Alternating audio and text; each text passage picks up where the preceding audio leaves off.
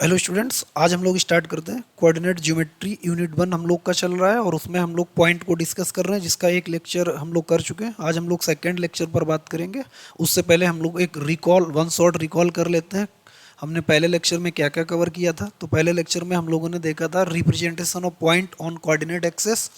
और हमारी coordinate axes to type की हम लोगों ने पढ़ रखी हैं। पहला रेक्टेंगुलर कोऑर्डिनेट एक्सेस और दूसरा oblique coordinate axes. Rectangular coordinate axes मतलब दो स्ट्रेट लाइन आपस में जब परपेंडिकुलर कट करेंगी एक दूसरे को, तो जो फॉर्म होगा उसको हम लोग बोलेंगे रेक्टेंगुलर कोऑर्डिनेट एक्सेस या ऑर्थोगोनल कोऑर्डिनेट एक्सेस। फिर हम लोगों ने एक देखा था सेकंड, ऑब्लिक कोऑर्डिनेट एक्सेस। जब आपकी दो स्ट्रेट लाइन आपस में परपेंडिकुलर कट नहीं करेंगी तो उसको हम बोलेंगे ऑब्लिक कोऑर्डिनेट एक्सेस। और वहाँ पर फिर हम लोगों ने देखा था representation of point on coordinate axes. तो अगर आप इस डायग्राम को देखें तो इस डायग्राम में हम लोग को क्या मिलेगा, एक एक्स एक्सिस और वाई एक्सिस। और ये अपना जो डायग्राम है, ये जो डायग्राम है इसमें हम लोगों ने एक पॉइंट पी के रिस्पेक्ट में बाकी चारों पॉइंट को एक पी पॉइंट लिया जो फर्स्ट क्वाड्रेंट में एग्जिस्ट कर रहा है, जो क्यू पॉइंट लिया वो सेकेंड क्वाड्रेंट में एग्जिस्ट कर रहा है, और जो थर्ड पॉइंट लिया वो अपना थर्ड क्वाड्रेंट में लाई कर रहा है, जिसका नाम r minus x minus y है। फिर अपना फोर्थ पॉइंट है जो एस नाम से दिया गया, minus x plus x comma y, ये दिया plus x comma minus y दिया गया। ठीक है ना, ये हम लोग को पॉइंट दिए गए। फोर्थ क्वाड्रेंट है plus x comma minus y. फिर इस पे से जो हम लोगों ने रिजल्ट देखे थे, रिजल्ट हमारे पास थे जो ओ एम होगा, ओ एम को अब हम लोग यहाँ से वाइट से अगर इसको डार्क करें तो ओ एम को क्या बोलेंगे, ओ एम एक्स कोऑर्डिनेट और abscissa of the point P, abscissa of the point P बोलेंगे इसको। ठीक है ना, ओ एम को एक्स कोऑर्डिनेट और abscissa of the point P बोलेंगे। फिर अगर आप लोग ओ एन को कंसीडर करें तो ओ एन को अगर हम लोग वाइट मार्कर से अगर इसको डार्क करें तो ये ओ एन हो गया। ओ एन को बोलेंगे वाई कोऑर्डिनेट और coordinate of the point P. ठीक, फिर हम लोगों ने थर्ड पॉइंट देखा था, the abscissa of every point on Y axis is zero. Abscissa का मतलब एक्स कोऑर्डिनेट वाई एक्सिस पर ऑलवेज जीरो रहता है। जैसे इस पॉइंट को हमने जो रिप्रेजेंट किया, ये कौन सा, जीरो कॉमा वाई। तो इस वाले प्लेन पर, इस वाली लाइन पर जो परपेंडिकुलर लाइन है जिसको हम लोग बाई एक्सिस बोला है, इस लाइन पर आपका एक्स कोऑर्डिनेट हमेशा जीरो होगा, हमेशा जीरो होगा। अब आइदर वो above the X axis point consider करना और below the X axis on Y axis. अगर वाई एक्सिस पर आप कोई भी पॉइंट कंसीडर करते हैं that is zero for abscissa. और similarly we can say that the coordinate on Y axis is always zero. अगर हम लोग वाई कोऑर्डिनेट को एक्स एक्सिस पर रिप्रेजेंट करें तो विच इज ऑलवेज जीरो, जो कि हमेशा जीरो रहने वाला है। एक्स कोऑर्डिनेट को एब्सिसा बोलते हैं और Y coordinate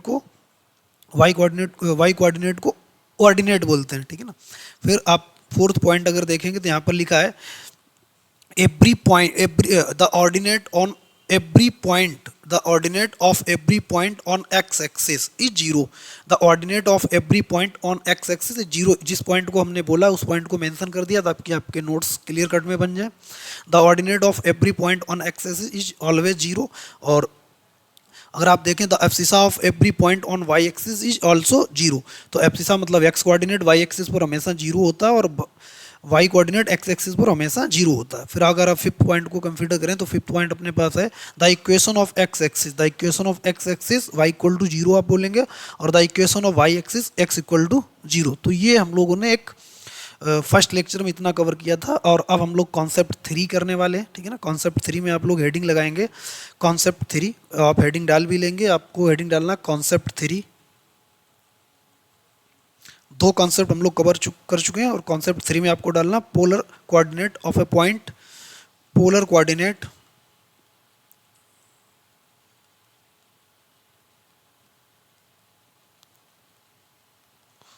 of a point. किसी पॉइंट के पोलर कोऑर्डिनेट को कैसे रिप्रेजेंट करना होता है उनको। ठीक है ना, तो इसके लिए हम लोग इसकी अगर वन लाइनर डेफिनेशन लिखने की कोशिश करें तो हम लोग बोलेंगे the ordered pair of the ordered pair of the ordered pair of और comma theta is said to be polar coordinate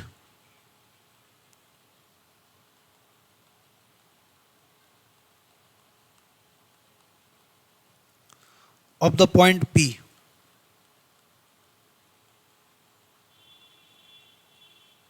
of the point P। अब पोलर कोऑर्डिनेट किसको बोलेंगे? जब भी आपका पेयर एक्स कॉमा वाई ना देकर और कॉमा थीटा दिया गया हो तो हम लोग पोलर कोऑर्डिनेट इसको बोलेंगे। पोलर कोऑर्डिनेट दिए गए हैं ना, पॉइंट P के पोलर कोऑर्डिनेट दिए गए किस फॉर्म में? और कॉमा थीटा के फॉर्म में। अगर आपको एक्स कॉमा वाई पॉइंट दिए जाए तो उनको हम लोग क्या कार्टेशियन कोऑर्डिनेट बोलते हैं। उनको क्या बोलते हैं? कार्टेशियन कोऑर्डिनेट बोलते हैं। अगर आपका पेयर एक्स कॉमा वाई के फॉर्म में तो उसको आप बोलेंगे कार्टेशियन कोऑर्डिनेट। और अगर आपका पॉइंट आर कॉमा थीटा के फॉर्म में दिया गया तो उसको बोलेंगे polar coordinate of the point P। ठीक है, तो यहाँ से हम लोग अगर इसका डायग्राम ड्रा करें तो अपने पास मान लेते हैं यहाँ पर कोई एक पॉइंट है P को हम लोग यहाँ पर कंसीडर करते हैं। P अपने पास यहाँ पर आर कॉमा थीटा के फॉर्म में। ठीक है, ये P अपना आर कॉमा थीटा के फॉर्म में, तो इसको हम लोग थोड़ा फिगर ड्रा कर लेते हैं। तो ये अपने पास यहाँ पर मान लेते हैं ये अपने पास कोई O पॉइंट है। ठीक है ना, ये इसको पोल बोलेंगे। ये अपने पास पोल हो गया कोई, ये पॉइंट पोल हो गया। और इसके रिस्पेक्ट में एक और अपन लोग स्ट्रेट लाइन ड्रॉ करेंगे, दैट इज। ठीक है ना, तो यहाँ से जो अपने वाला बनने वाला ये जो एंगल बनेगा, अब एक बार कंसीडर करना आपको, जब भी आप एंगल को एंटी क्लॉकवाइज काउंट करते हो, जब भी आपका एंगल एंटी क्लॉकवाइज मूव करता है तो वहाँ पर जो एंगल फॉर्म होता है दैट इज थीटा। और थीटा के आगे आप पॉजिटिव थीटा क्रिएट करेंगे। और जब भी आपका एंगल काउंट करना एंटी क्लॉकवाइज डायरेक्शन में तो वहाँ पर थीटा टू जनरेट होगा। तो थीटा किस फॉर्म का जनरेट होगा? निगेटिव थीटा जनरेट होगा। थीटा आपका निगेटिव जनरेट होगा। ठीक है, तो आप दो बातें याद कर लो। आप मेनली एंगल जो होता है ना, एंगल जो आप लोग ने पढ़ा होगा 9th-10th में बेसिक में पढ़ा होगा कि टाइप ऑफ एंगल। तो जो वहाँ पर टाइप्स होता है ना, वो टाइप्स नहीं होते, वो क्लासिफिकेशन ऑफ एंगल होता है। Angle is 2 type. एंगल सिर्फ 2 ही टाइप के बने, या तो पॉजिटिव एंगल बनेगा, नेगेटिव एंगल बनेगा। फिर जो आप लोगों ने acute angle, right angle, obtuse angle, reflex angle, जो भी टाइप के एंगल, जो भी क्लासिफिकेशन पढ़ रखा है वो क्लासिफिकेशन ऑफ एंगल के अंडर आता है, ना कि टाइप ऑफ एंगल होते हैं। वहाँ पर एंगल के क्लासिफिकेशन पढ़ते हैं कि अब अगर हमने किसी एंगल को 90 लिया तो उसको क्या बोलेंगे? राइट एंगल बोलेंगे। और अगर हमने 90 से बड़ा लिया एंगल कंसीडर किया तो उसको क्या बोलेंगे? ऑब्ट्यूज एंगल बोलेंगे। अगर 90 से छोटा लिया तो एक्यूट एंगल बोलते हैं। ठीक है ना, तो वहाँ पर एंगल को क्लासीफाई करते हैं। बट अगर आप इन जनरली मैथमेटिक्स देखें तो आपका थीटा 2 ही टाइप का काउंट होगा, either theta count in positive और आइदर अदरवाइज नेगेटिव। पॉजिटिव का कब काउंट होगा? जब आपका थीटा एंटी क्लॉकवाइज डायरेक्शन में आप कंसीडर करेंगे, दैट जिसको हम लोग येलो कलर से जो मार्क कर रहे हैं, यहाँ पर आपने क्या काम किया? थीटा की काउंटिंग की है। और थीटा होता है कि अमाउंट ऑफ रोटेशन। थीटा क्या होता है? Amount of rotation. If amount of rotation is anti clockwise then the angle is form positive. If the amount of rotation is clockwise then the angle is form negative. तो आपने second angle को क्या काम किया? Anti clockwise count किया। तो यहाँ पर जो भी एंगल जनरेट हो रहा है वो एंगल क्या होगा? Negative theta.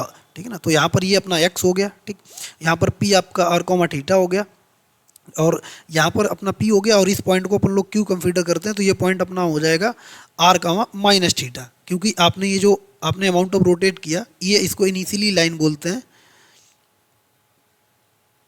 Initial line. ठीक है ना, इनिशियल लाइन हो गया इसको। तो अब अगर अपने को पोलर कोऑर्डिनेट सिस्टम में किसी पॉइंट को रिप्रेजेंट करना हो तो आप इस फॉर्म में, इस डायग्राम के फॉर्म में आप इसको रिप्रेजेंट करते हो। हालांकि इसको कार्टेशियन फॉर्म में भी रिप्रेजेंट किया जा सकता है, लेकिन वो एक सेकंड मैटर, उस पर जब लोग पहुंचेंगे हम लोग तब डिस्कस करेंगे। अभी फिलहाल अपने का काम क्या है?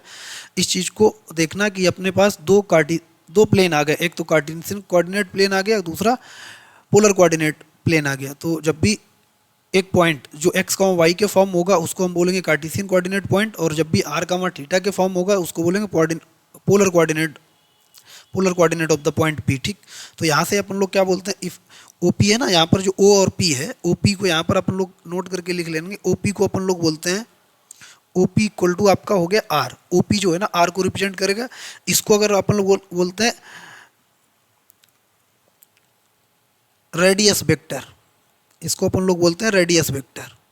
ठीक ना, और अपन लोग एंगल, अगर एंगल कंसीडर करें, एंगल अगर हम लोग यहाँ पर एंगल कंसीडर करेंगे एक्स ओ पी, अगर ये सवाल एक्स ओ पी ये वाला एंगल कंसीडर करें एक्स ओ पी एंगल कितना फॉर्म हो गया है? थीटा। इसको अपन लोग बोलते हैं वेक्टोरियल एंगल। इसको क्या बोलते हैं? वेक्टोरियल एंगल बोलते हैं। इसको अपन लोग वेक्टोरियल एंगल बोलेंगे। ये अपना हो गया वेक्टोरियल एंगल। ठीक है ना, ये अपना वेक्टोरियल एंगल निकल के आया। तो अब आप यहाँ पर सेकंड नोट करके लिखेंगे। सेकंड आपका, अब यहाँ पर एक बार क्लासीफाई देख लो अपने को, कोई पॉइंट पोलर कोऑर्डिनेट फॉर्म में दिया गया तो उसको रिप्रेजेंट कैसे करेंगे। अब यहाँ पर आपको नोट 2 लिखना है, ठीक है ना, नोट 2 लिखना है। नोट 1 में हम लोगों ने लिख लिया था, ये आपका जो नोट 1 था, नोट 1 में हम लोगों ने यहाँ पर ये लिखा था फर्स्ट लेक्चर के बेसिस पे। अब सेकेंड लेक्चर के बेसिस पे हम लोग नोट 2 लिखेंगे। नोट 2 में आपको क्या लिखना, पहला पॉइंट आपको लिखना है theta always taken radian. Theta को आप हमेशा रेडियन में कंसीडर करेंगे। Theta always taken in radian, in radian. Theta हमेशा आप रेडियन में कंसीडर करेंगे, रेडियन। सेकेंड पॉइंट आप लिखेंगे जो आपका आर होगा, R positive. If R positive होगा, if theta measure, if theta measured in anti clockwise.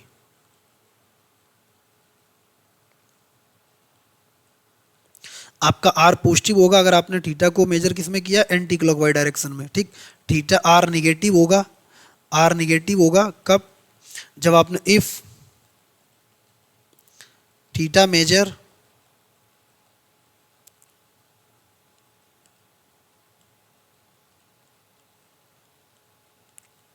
In clockwise. अगर आपने थीटा को क्लॉकवाइज मेजर किया है तो आपका आर निगेटिव होगा, और अगर आपने थीटा को पॉजिटिव मतलब एंटी क्लॉकवाइज मेजर किया तो आप वहाँ पर आर को पॉजिटिव कंसीडर करेंगे। फोर्थ पॉइंट आप लिखें, जो थीटा होगा आपका माइनस पाई और प्लस पाई के बीच में कंसीडर करेंगे, ठीक। माइनस पाई और प्लस पाई के बीच में थीटा कंसीडर करेंगे, ठीक है ना। फोर्थ पॉइंट, फिफ्थ पॉइंट आपको लिखना है, if theta greater than pi. अगर आपका theta, if theta greater than pi, pi से बड़ा आ जाएगा, then be subtract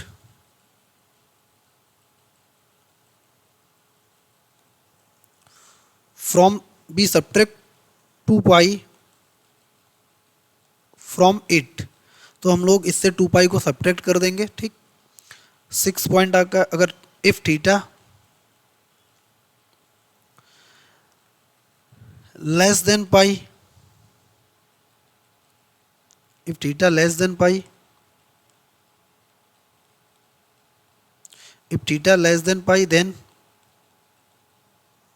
we add 2 pi, then we add 2 pi to it। तो इसमें हम लोग 2 पाई ऐड कर देंगे। अगर थीटा आपका पाई से छोटा आया तो 2 पाई इसमें ऐड कर देंगे, और अगर थीटा आपका पाई से बड़ा आएगा 2 पाई इससे सब्ट्रैक्ट कर देंगे। अब आप क्या काम करो, पोलर कोऑर्डिनेट के आपको जो पॉइंट लिखने हैं वो पॉइंट ये मेंशन करने हैं कि थीटा को आपको हमेशा रेडियन में कंसीडर करना है। आर आपका पॉजिटिव होगा अगर आपने थीटा का काउंटिंग एंटी क्लॉकवाइज डायरेक्शन किया, आर आपका नेगेटिव होगा अगर आपने थीटा की काउंटिंग क्लॉकवाइज डायरेक्शन में की। थीटा आपका हमेशा पाई माइनस पाई से प्लस पाई के बीच में होगा। थीटा हमेशा आपका माइनस पाई से प्लस पाई के बीच में होगा। थीटा हमेशा आपका माइनस पाई से प्लस पाई के बीच में एग्जिस्ट करेगा। और अगर आपका थीटा ग्रेटर देन पाई है तो 2 पाई से सब्ट्रैक्ट कर देंगे, और अगर थीटा आपका पाई से छोटा है तो 2 पाई इसमें ऐड कर देंगे, ठीक है ना। अब अपने को क्या काम करना है, रिप्रेजेंट करना है पोलर कोऑर्डिनेट को, ठीक है ना, रिप्रेजेंट करना है। Draw the polar coordinate on the plane. आप एग्जाम्पल लिखो, ड्रॉ द पोलर कोऑर्डिनेट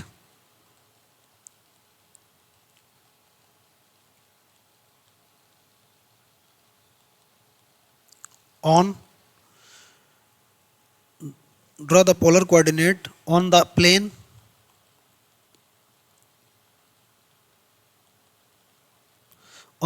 और पॉइंट आपको दिए गए हैं 2, π/3, -2, π/3, -2, π/3, 2, -π/3। ये आपको पोलर कोऑर्डिनेट दिए। अब ये कार्टेशियन कोऑर्डिनेट नहीं है, ये कौन सा कोऑर्डिनेट है, पोलर कोऑर्डिनेट है। अगर ये पोलर कोऑर्डिनेट है तो इसको हम लोग with the help of plane की हेल्प से इनको हम लोग ड्रॉ कर सकते हैं। अब